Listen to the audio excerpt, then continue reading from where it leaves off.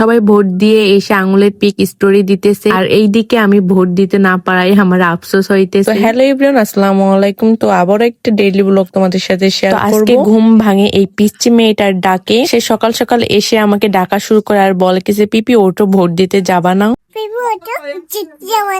কোথায় যাব? ভোট দিছি। তুমি ভোট দিবা? তুমি ভোট দিতে পারো? তোর বয়স এসে ভোট দেওয়ার?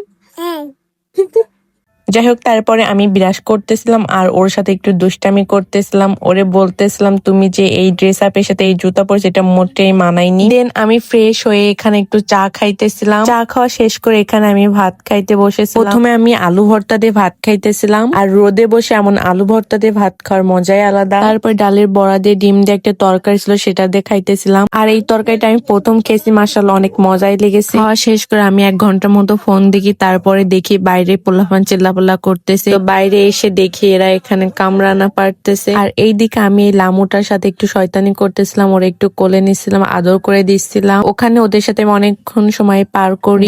আমি আমার আম্মুর কাজে একটু সাহায্য করে দিই। ফার্স্টে আমি এখানে সুন্দর মতো চাল ধুয়ে দিই। দেন আম্মু ডিম সিদ্ধ করতে দিছিল, সেগুলোকে প্রথমে আমি খোসা ছাড়িয়ে নিই। এবার ওই ডিমের মধ্যে কিছুটা হলুদ আর কিছুটা লবণ নিয়ে ভালো করে মাখিয়ে নিই। দেন হালকা করে একটু ভেজে নিই। ভাজা শেষ করে এগুলোকে রান্না করার জন্য আম্মুর কাছে দিয়ে আসি। আর এই ফাঁকে গোসলটা শেষ করে আমি একটু রোদে এসে বসি। যাই হোক, তারপরে আম্মুর রান্নাও শেষ হয়ে যায়। আর ওইদিকে আব্বু ফোন দেয় ভোট দিতে যাওয়ার জন্য, কারণ এখন নাকি ভিড় কম আছে। তাই আমি আর আম্মু রেডি হয়ে ভোট দিতে যাই। ভোট দিতে আমরা এই শর্টকাট রাস্তা দিয়ে যাচ্ছিলাম, এই বাগানের রাস্তা দিয়ে। এক সময় এই বাগান দিয়ে আমরা কত স্কুলে গিয়েছি, এখন দেখো এখানে আসাই হয় না। যাই হোক, তারপরে আমরা আমাদের গন্তব্য স্থানে চলে আসি, মানে আমাদের স্কুলে। সকালে নাকি এই পুরো মাঠে লোকজনে ভরা ছিল, অনেক মানুষ ছিল। আর এত মানুষ হবে বলেই আমরা দুপুরের দিকে আসি। এটা হচ্ছে আমার হাই স্কুল, আর এই দিকে আছে আমার প্রাইমারি স্কুল। একসময় এখানে কত আনন্দ করতাম, আর এখন দেখো এখানে আসাই পড়ে না। যাই হোক, এখানে আম্মু সিরিয়ালে দাঁড়িয়েছিল আর আমি বাইরে আম্মুর জন্য ওয়েট করতেছিলাম। আর আমাদের এখানে কিন্তু তেমন কোনো ঝামেলা হয়নি, পরিবেশটা অনেক ঠান্ডা ছিল।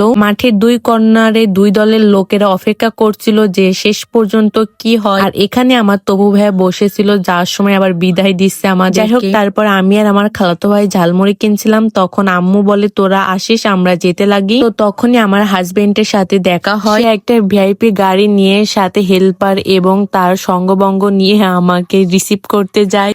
যাই হোক, ও একজনের ভ্যান চালিয়ে বেড়াচ্ছিল, তখন আমাকে দেখে আমাকে বাসায় নামিয়ে দেয়। আর মজা করে বলতেছিল আজকে এই ভ্যান চালিয়ে নাকি ও যে কয় টাকা ইনকাম করবে সেই টাকা দিয়ে আমাকে ঈদের শপিং করে দিবে। আর ওর এই টুকটাক দুষ্টামি আমার অনেক ভালো লাগে, কারণ ও কোনো কাজকে ছোট করে দেখে না। তারপরে বাসায় এসে আমি খেতে বসি। প্রথমে খেয়েছিলাম ডিম ভুনা দিয়ে, আর এই ডিম ভুনাটা আসলে অনেক মজা হয়েছিল। দেন তারপরে নিয়েছিলাম একটু আলু ভর্তা আর মসুরির ডাল। আলু ভর্তার মসুরির ডাল খেতেও কিন্তু আমার অনেক বেশি ভালো লাগে। আর এটাই ছিল আমার আজকে দুপুরের খাবারের মেনু। তারপরে খাওয়া দাওয়া শেষ করে বিকালের দিকে আমি এই কেকের ক্রিমটা রেডি করতেছি। আর এই কেকটা ছিল অর্ডারের। কেকটা আমি সকালে বানিয়ে সেট করে ফ্রিজে রেখে দিছিলাম, আর এখন শুধু ক্রিমটা দিয়ে কেকটা রেডি করলেই হবে। তারপরে কেকটাকে আমি পুরো রেডি করে ফেলি, আর এটাই ছিল আমার কেকের ফাইনাল লুক। আর আজকের ভিডিও এই পর্যন্ত। সবাইকে আল্লাহ হাফেজ। আর ভিডিও ভালো লাগলে অবশ্যই কিন্তু পেজটাকে ফলো করে যাবেন।